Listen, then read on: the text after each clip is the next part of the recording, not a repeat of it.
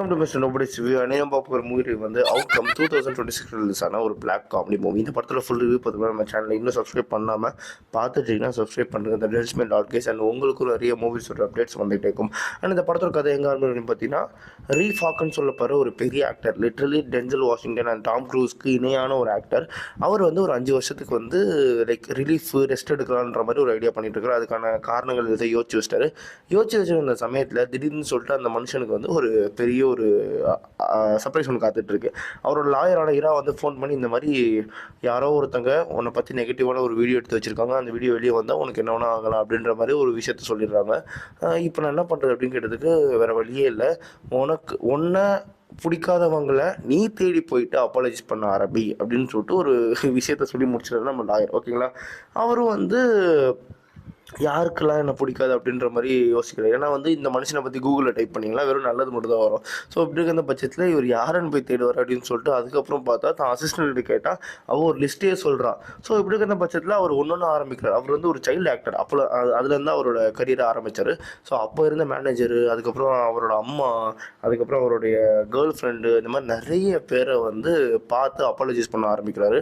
அவருக்கு அப்போ தான் தெரிய வருது அவங்கெல்லாம் வந்து இவரை பற்றி என்ன நினச்சிட்டு இருக்காங்க அப்படின்னு சொல்லிட்டு. சில விஷயங்கள் உண்மை, சில விஷயங்கள் வந்து ஒத்துக்க முடியாத அளவுக்கு ஹார்ஷான உண்மையாகவும் இருந்திருக்கு. ஸோ அதுக்கப்புறம் லிட்ரலி அந்த வீடியோ என்ன வீடியோ, தென் அதுக்கப்புறம் அதை எப்படி கண்டுபிடிச்சி அந்த வீடியோ என்ன பண்ணார், அதுக்கப்புறம் இவரோட லைஃப் எப்படி மாறிச்சு அப்படின்றது இந்த படத்தோட கதை. இந்த படத்தில் வந்து எனக்கு என்ன ஒரு விஷயம்னா, கீனு ரீவ்ஸ் மாதிரி இவ்வளோ பெரிய ஆக்டரை வந்து இந்த மெயின் கேரக்டர் கேஸ்ட் பண்ணது ஏன் அப்படின்ற மாதிரி எனக்கு ஒரு கேள்வி.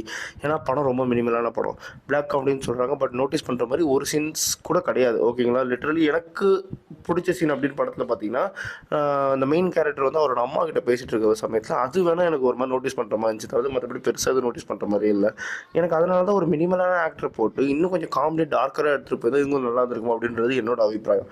மற்றபடி எனக்கு இந்த படம் எப்படி ஃபீல் ஆச்சுன்னா, ஒரு பிலோ ஆவரேஜ் மாதிரி எனக்கு ஃபீல் ஆச்சு. அதனாலேயே எப்படி சொல்கிறது, ஏன் அப்படின்னா, இப்போ கீனு ரீவ்ஸ் அளவுக்கு ஒரு நோட்டிசபிள் ஆக்டர், அவரை நம்ம பார்த்த ஃப்ரேமே வந்து ஆக்ஷன் அந்த ரிலேட்டடாக தான் அவரை பார்த்துருப்போம். திடீர்னு சொல்லிட்டு அவர் இவ்வளோ ஒரு மினிமலான கேரக்டர் பண்ணால் எனக்கு அதுதான் எனக்கு புரியல.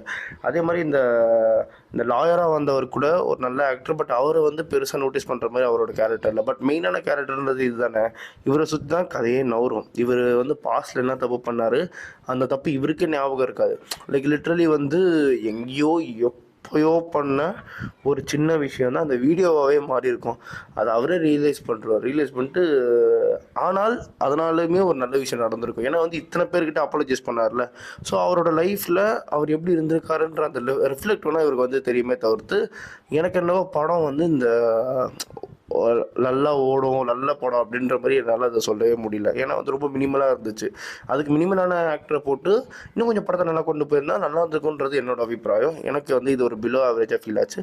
அதனால இந்த படத்துக்கு 2.5 தருவேன். அதே மாதிரி மூவி பார்க்குறேன். நம்ம சேனலை சப்ஸ்கிரைப் பண்ணணும். நம்ம நோபடி இன்னும் சந்திக்கிறேன். Bye, have a great day guys.